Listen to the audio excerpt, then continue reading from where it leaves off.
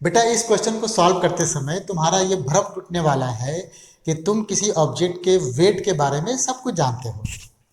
तो सबसे पहले हम तुम्हें वेट के बारे में एक सिंपल सा कॉन्सेप्ट समझाएंगे। उसके बाद हम एक सिंगल फार्मूला बनाएंगे जिसकी मदद से किसी भी ऑब्जेक्ट का ट्रू या अपरेंट वेट किसी भी सिचुएशन में निकाला जा सकता है। बहुत मज़ा आने वाला है, तो चलिए अब हम लोग स्टार्ट करते हैं। देखो, वेट जो होता है, वेट ऑफ एन ऑब्जेक्ट, ये दो तरीके का होता है। एक होता है ग्रेविटेशनल वेट, एक होता है ग्रेविटेशनल, है ना, ग्रेविटेशनल वेट, और दूसरा होता है ऑपरेशनल वेट, ऑपरेशनल वेट। अब आप कहोगे कि सर ये दोनों नाम तो हम पहली बार सुन रहे हैं, आपने शायद ये वाला नाम सुना होगा, दूसरा नाम सुना ही नहीं होगा, तो आखिर ये आया कहाँ से? तो एक बात समझ लो कि इस कॉन्सेप्ट को एक ऑर्गेनाइजेशन है ISO, उसने 1992 में प्रोपाउंड किया था, है ना, उसने इसको दिया था। उसके पीछे वजह यह है कि कॉमन मैन के लिए वेट का मीनिंग, एक फिजिक्स के लिए मतलब फिजिक्स के स्टूडेंट के लिए वेट का मीनिंग और इंजीनियर के लिए वेट का मीनिंग, है ना, ये थोड़ा अलग अलग हुआ करता था, तो बहुत कन्फ्यूजन होता था।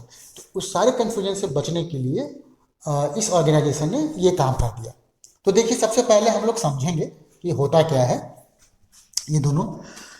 आपने ये पढ़ा है कि अगर m मास का कोई ऑब्जेक्ट अर्थ पे रख दिया जाए तो अर्थ क्या करेगा? इसको g के एक्सेलरेशन से अपने सेंटर की तरफ खींचने की कोशिश करेगा, और तब हम लोग कहते हैं कि इस ऑब्जेक्ट का वेट जो हो गया वो mg के बराबर हो गया। अब चूंकि ये फोर्स अर्थ इस पे लगा रहा है, तो इसको हम लोग कहते हैं ग्रेविटेशनल वेट, है ना, इसको बोलेंगे ग्रेविटेशनल वेट। यहां तक तो सबको ही जानता है। मेन मुद्दा तो है हमारा ऑपरेशनल वेट का। तो देखिए, पहले इसको समझने के लिए हम एक दो एग्जांपल लेते हैं, उसके बाद तब हम थोड़ा डिटेल में जाएंगे। सपोज करो कि मेरे पास ये एक सीलिंग है, और सीलिंग से हमने एक स्प्रिंग को ऐसे लटका दिया है, जिसके दूसरे एंड पर एक पैन है, और उस पैन पर हमने m मास ऐसे चिपका दिया है। ठीक, आपसे कहा जाएगा कि ये बताओ कि इस m का मतलब ये जो मास लटकाया है आपने, इसका वेट बताओ। तो आप तो जानते ही हो कि इसका वेट तो भैया mg होता है, तो जानते ही हो। हाँ, दूसरी बात, लेकिन आप क्या करोगे कि कहोगे कि देखो, जैसे ही हमने इसको यहाँ पे रखा तो अपने वेट की वजह से ये नीचे की तरफ खिसकना स्टार्ट करेगा, और जब नीचे की तरफ खिसकना स्टार्ट करेगा तो इसमें एक्सटेंशन आएगा, है ना, और उसकी वजह से इसमें टेंशन आएगा, और कुछ समय के बाद ये टेंशन ये दोनों बराबर हो जाएंगे, बॉडी हमारा रुक जाएगा। तो उस केस में आप कहोगे कि ये जो टेंशन है T = mg के बराबर है। अब समझ लो कि वेट आप mg कह दो या टेंशन कह दो, दोनों एक ही हो गया। लेकिन यहां थोड़ा अब समझो, आपने बेसिकली अपने इस ऑब्जेक्ट के वेट को मेजर करने के लिए एक इंस्ट्रूमेंट यूज किया। देखिए ये वाला ना इंस्ट्रूमेंट, क्या है ये? स्प्रिंग। और इंस्ट्रूमेंट का जो रीडिंग था वो वेट था आपका। तो ये जो रीडिंग हुआ, इसी को हम कहेंगे ऑपरेशनल वेट। मतलब क्या हो गया? ऑपरेशनल वेट का मतलब क्या हो गया कि किसी इंस्ट्रूमेंट के थ्रू, इंस्ट्रूमेंट किसी भी तरह का हो सकता है, इंस्ट्रूमेंट, किसी इंस्ट्रूमेंट के थ्रू जब हम किसी ऑब्जेक्ट का वेट मेजर करते हैं तो इसकी जो रीडिंग होती है ना, जो रीडिंग होती है वो उसको हम लोग ऑपरेशनल वेट कहेंगे। अभी भी आपके दिमाग में कंफ्यूजन होगा कि फिर इससे हमको क्या, अलग तो कुछ भी नहीं है। बिल्कुल सही बात है, अलग तो कुछ भी नहीं है, लेकिन अब हम जो एग्जाम्पल लेने जा रहे हैं उससे ये बिल्कुल क्लियर हो जाएगा कि ऑपरेशनल वेट और ग्रेविटेशनल वेट में क्या क्या डिफरेंस है। देखो, सपोज करो कि ये हमारे पास कोई एलिवेटर है, और यहाँ पर हमने एक स्प्रिंग लगा दिया है, यहाँ पे प्लेटफॉर्म है, और इस प्लेटफॉर्म पर हम ही खड़े हो गए हैं ऐसे, और ये पूरा का पूरा ऊपर A के एक्सेलरेशन से चला जा रहा है। मुझे अगर देखना है कि भैया हमारा वेट क्या हुआ, तो हम क्या करेंगे, इसकी रीडिंग देखेंगे। अभी देखिए हमने, ठीक। तो रीडिंग के लिए आप ऐसे कहोगे कि भैया हमारे इस वेट की वजह से थोड़ा सा ये कंप्रेस हो जाएगा, और जब कंप्रेस होगा तो ये हमारे ऊपर, है ना, इस डायरेक्शन में एक फोर्स लगाएगा, उसको हमने एन से डिनोट कर दिया। और मेरे ऊपर खुद ही नीचे की तरफ मेरा वेट, जो मतलब ग्रेविटेशनल वेट है, वो एक्ट कर रहा है। और मैं चूंकि इसी एलिवेटर में हूँ, और मेरा ये एलिवेटर एक तरीके से नॉन इनर्शियल फ्रेम है, उस नॉन इनर्शियल फ्रेम में मैं अपने आप को क्या, स्टेशनरी पाऊंगा। इसका मतलब कि मेरे ऊपर जितने भी फोर्सेस लग रहे हैं, इंक्लूडिंग सूडो फोर्स, है ना, सबका वेक्टर सम 0 होना चाहिए। तो यहाँ से मैं ये निकालूंगा कि देखो भाई, ऊपर की तरफ एन है ना, और नीचे की तरफ एम जी है, और एक सूडो फोर्स है नीचे की तरफ, वो भी एम ए के बराबर। तो यही रीडिंग जो है, यही रीडिंग हमको हमारा वेट महसूस होगा। और आप जानते हो कि इसको आप अपरेंट वेट कहते हो, है ना। तो बेसिकली ये जो इंस्ट्रूमेंट है, कौन सा इंस्ट्रूमेंट हो गया, ये वाला ना, ये वाला एक तरीके से स्प्रिंग बैलेंस कह सकते हैं आप इसको। तो इसकी जो रीडिंग हुई यहाँ पर ऑपरेशनल, है ना, वेट हो गया।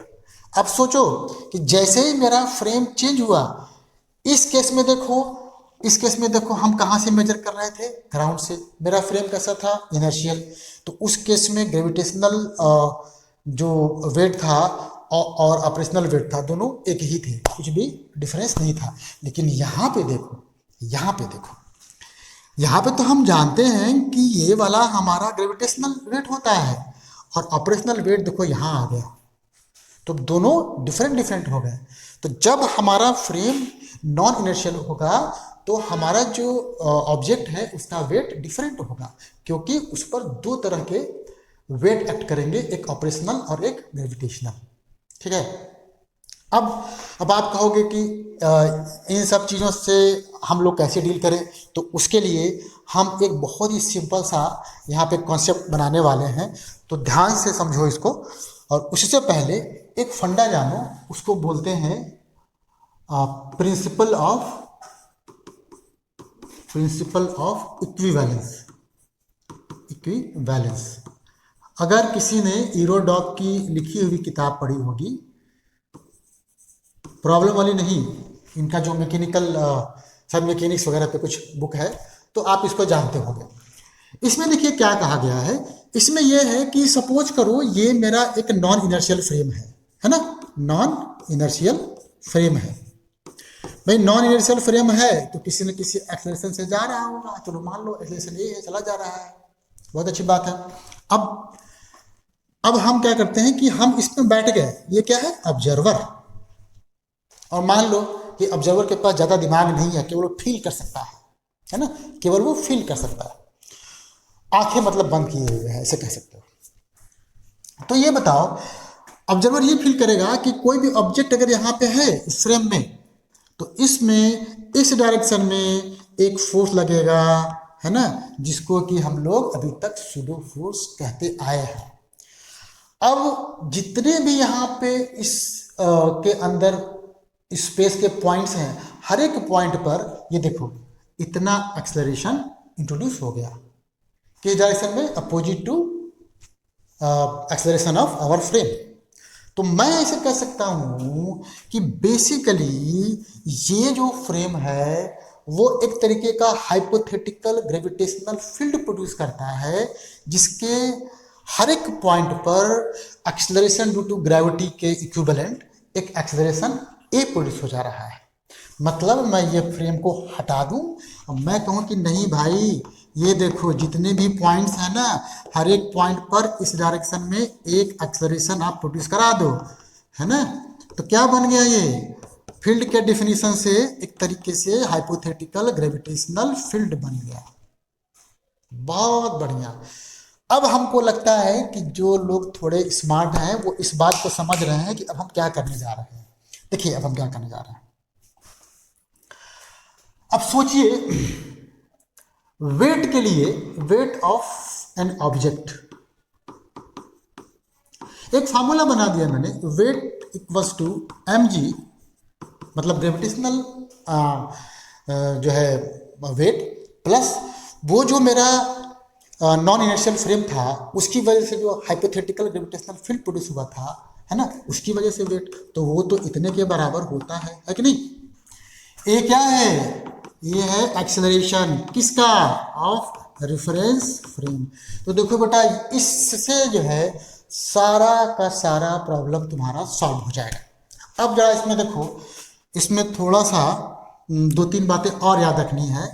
पॉइंट नंबर 1, पहला, इफ फ्रेम इज, क्या लिख रहा हूं मैं, इन लिख रहा हूं, बताइए, इफ फ्रेम इज इनर्शियल। अच्छा, इनर्शियल अगर फ्रेम है तो a इक्वल्स टू 0 हो जाएगा, तो जो हमारा अपरेंट वेट है वो ट्रू वेट के बराबर हो जाएगा। ये बेसिकली अपरेंट वेट है, इसको आप चाहो तो अपरेंट वेट कह सकते हो, और कहते ही हो बेसिकली, ठीक है ना। दूसरा क्या था कि अगर मेरा फ्रेम नॉन इनर्शियल है तो मेरा वेट जो है बेसिकली इन दोनों वेक्टर का, मतलब इन दोनों वेट का सम हो जाएगा। और एक तरीके से देखा जाए तो ये ऑपरेशनल वेट हो गया आपका, बट चलिए उसमें डिटेल में मत जाइए, डिटेल में आप फंस जाएंगे।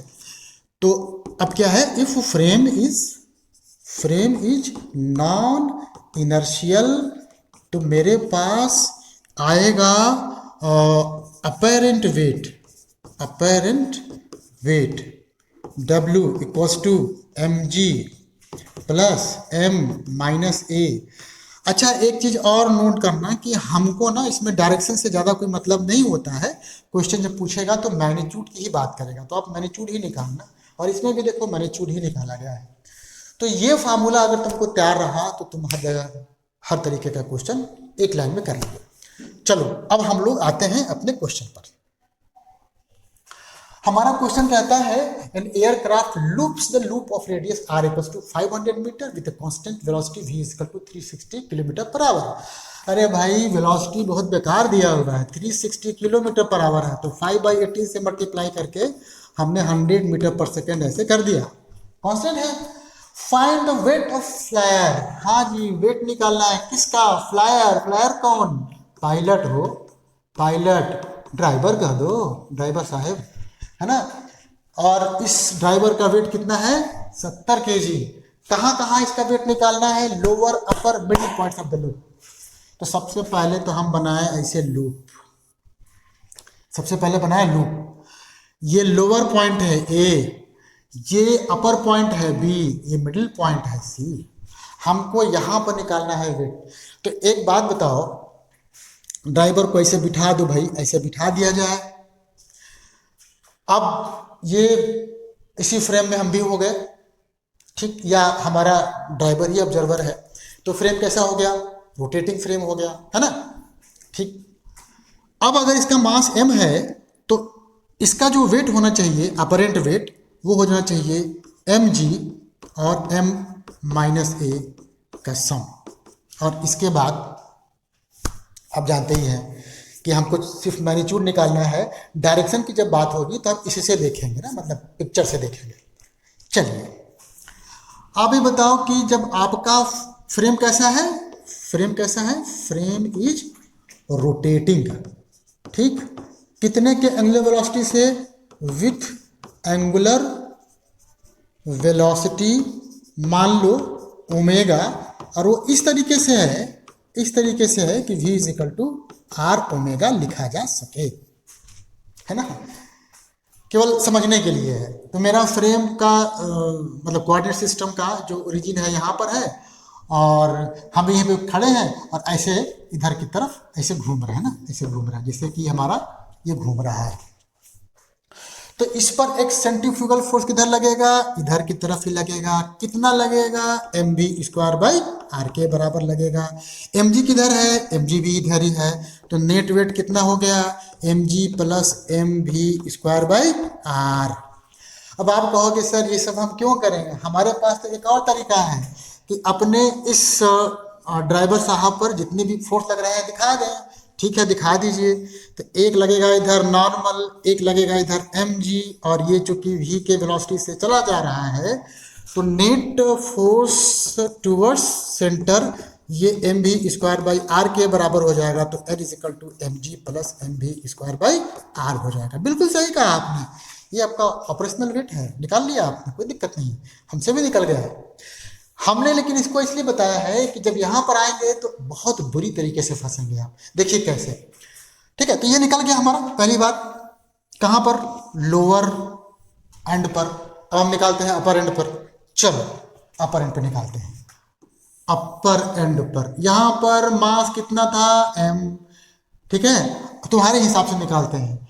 ये जो सरफेस है इस पर इधर की तरफ नॉर्मल लगाएगा, mg भी इधर ही लगाएगा, है ना।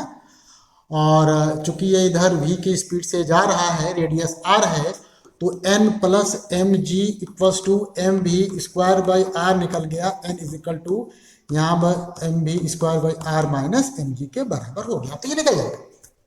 अब मैंने क्या कहा था, मैंने कहा था कि भैया रेफरेंस फ्रेम कैसा लोगे, रोटेटिंग वाला, क्योंकि ये सर्कल में जा रहा है। तो उस केस में हमारा जो अपरेंट वेट होगा वो mg और सेंट्रीफ्यूगल फोर्स के वेक्टर सम के बराबर हो जाएगा, मतलब मैग्नीट्यूड वाइज।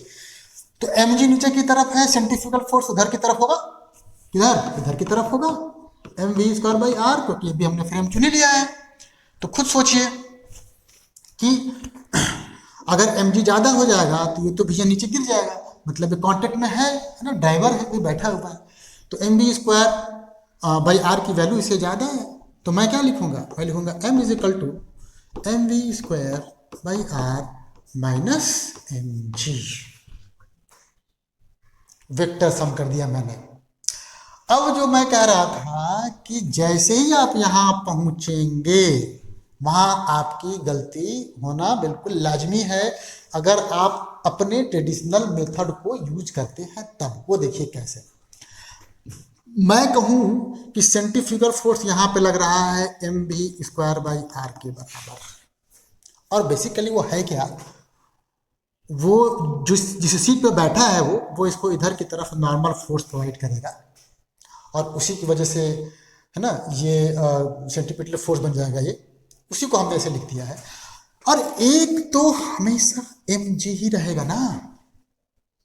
अब सोचो, ये तुम्हारा हो गया ये वाला हो गया ma, और ये mg है, तो अपरेंट वेट मतलब कि अपना जो फार्मूला है उसके लिए ये mg का square plus m v square by r का होल स्क्वायर का अंडर रूट निकल जाएगा। यहाँ 99% बच्चे गलती कर सकते हैं अगर उनको ये फंडा क्लियर नहीं है तो अगर ये फंडा नहीं क्लियर है, अभी भी क्लियर नहीं हुआ, तो आप हमको बताना, मैं इसको थोड़ा आराम से ढंग से इसको कर दूंगा। आज थोड़ा सा मुझे कुछ ज़रूरी काम है, इसलिए मैं जल्दी कर दे रहा हूँ, है ना। तो फिर मिलते हैं अगले क्वेश्चन पे। क्वेश्चन नंबर कितना होगा, 85, ठीक है।